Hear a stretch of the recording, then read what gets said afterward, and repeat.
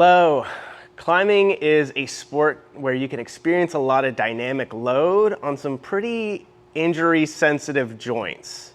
So one thing that you can do as a climber to avoid injury is properly warm up. And today I want to show you and kind of walk you through a couple of things that I think about when warming up. What I've seen a lot of times in the gym is somebody will go on to a V0, 1, 2, and then just start projecting their route that they've been working on. But what you don't really often think about is some of the moves involved in like a V5, 6, or 7 involve some shoulder movements and some specific positions that you really don't even find in a V0 or a V1. So oftentimes what happens is there's parts of your shoulder that really haven't done anything by the time you're trying to start projecting. So the goal here is to wake up your nervous system so that you're actually strong, like at your max strength. The goal is to align some of those muscle fibers. It's to lubricate your joints and allow you to climb without as much risk of injury. So a couple of things that I think about, really joints to think about, are your shoulders and your fingers. There's so many different muscles and tendons coming off of your shoulders. There's a lot of opportunity for something to go wrong. I'm gonna do a shoulder shrug on this hangboard, and then we're also gonna use the hangboard for a finger exercise as well. Most gyms that you find yourself are going to have some hangboards available to use. This is gonna be a really easy warm up you can do almost anywhere that actually is pretty quick. So first thing to think about for a shoulder shrug, you really wanna go through the entire range of motion, because we're gonna try and practice being in a little bit more vulnerable positions at a low weight that feels comfortable.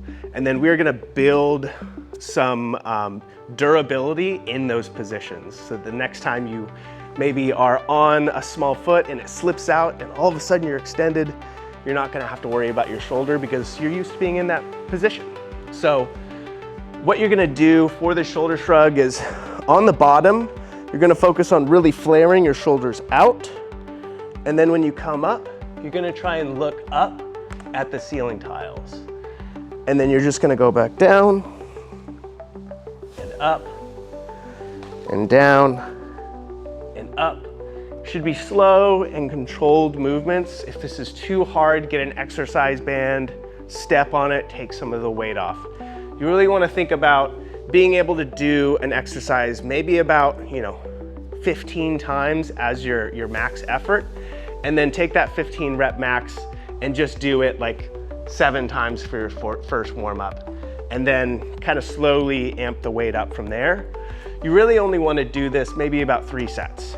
So you're not killing yourself, you're not working out, you're not trying to build shoulder muscle here. It's just to wake everything up. Second thing that I would really recommend is fingers. So there's a lot of things that can go wrong with fingers.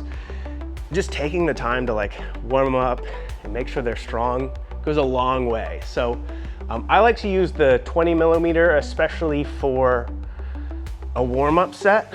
And then I always do a half crimp on this. You can actually warm up with different finger positions as well. But some things to think about, I'm typically hanging for about 8 seconds. And then the goal is just to rest your feet on the ground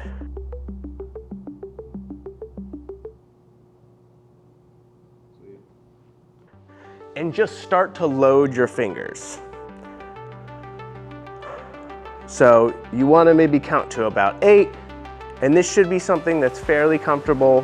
A little bit of tension going through your fingers, but nothing wild. And then you just stand up. So at no point you actually come off the ground. This is nice and controlled.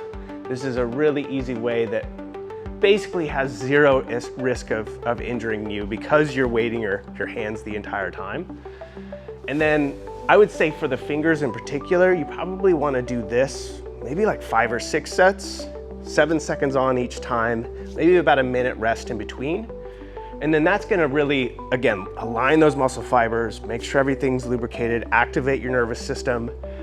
And then when you actually start warming up in the gym itself, you'll be a little bit quicker. You can hop onto your project a little bit faster.